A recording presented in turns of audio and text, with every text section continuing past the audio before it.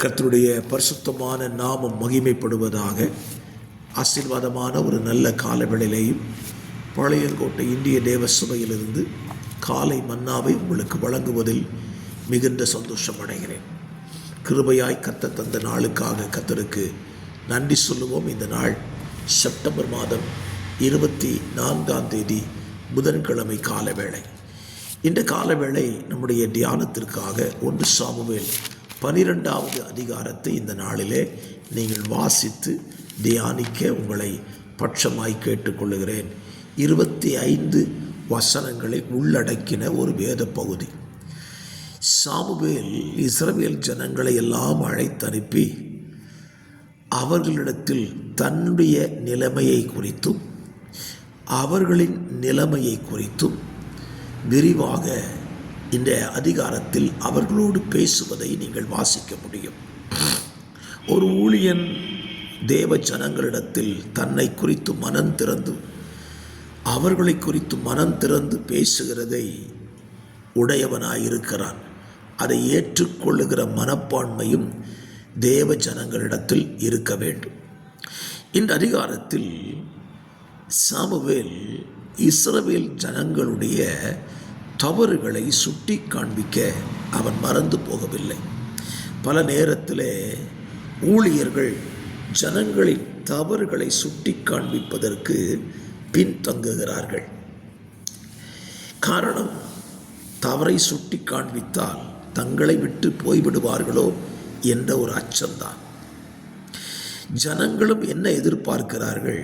எங்கள் போதகர் எங்களுடைய தவறுகளை எல்லாம் சுட்டி காண்பிக்கக்கூடாது, எங்களை அவர்கள் ஆசீர்வதிக்க வேண்டும் என்றுதான் எதிர்பார்க்கிறார்கள். ஆனால் சாமுவேல் இஸ்ரவேல் ஜனங்களை ஆசீர்வதிக்கவும் செய்தான். அதே நேரத்தில் அவர் தவறுகளை சுட்டி காண்பிக்க அவன் மறந்து போகவில்லை.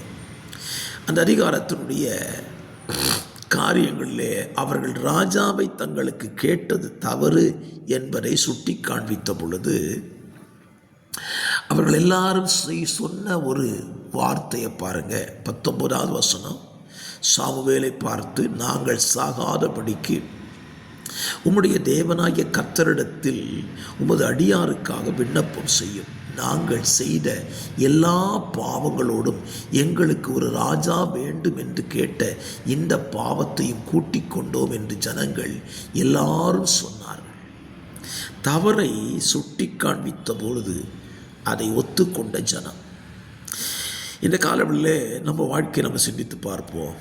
நம்முடைய தவறுகளை சுட்டி காண்பிக்கும் போது நாம் அதை ஒத்துக்கொள்ளுகிறோமா அல்லது இல்லை என்று மறுக்கிறோமா?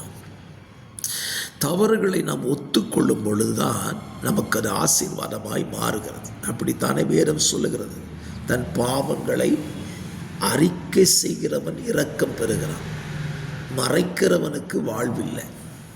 அப்போ நம்முடைய தவறுகளை சுட்டி காண்பிக்கும் போது அதை ஒத்துக்கொண்டு, தேவனே என்னுடைய தவறுகளை மன்னியும் என்று கேட்டால் நிச்சயமாய் நம்முடைய தவறுகளை மன்னித்து அவர் நமக்கு இரங்கத்தக்க தேவனாய் இருக்கிறார். இஸ்ரவேல் ஜனங்கள் தங்களுடைய தவறை ஒத்துக்கொண்டார்களே தவிர ராஜா வேண்டாம் என்று சொல்லவே இல்லை. பாவத்தை கூட்டிக் கொண்டோம் என்று ஒத்துக்கொண்டார்கள். அந்த பாவத்திலிருந்து வெளிவருவதற்கு அவரால் முடியவில்லை. இன்றைக்கும் பலருடைய வாழ்க்கை அப்படித்தான் இருக்கிறது.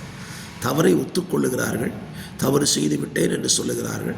சரி, அந்த தவறை விட்டு வெளியே வருவோம் என்று நினைத்தால் அது அவர்கள் வாழ்க்கையில் கூடாத காரியமாக இருக்கிறது. என்னை கேட்கிற அருமையான கர்த்தருடைய பிள்ளைகளே, உங்கள் வாழ்க்கையை யோசித்து பாருங்கள். உங்கள் தவறை சுட்டி காண்பிப்பதை விரும்புகிறீர்களா?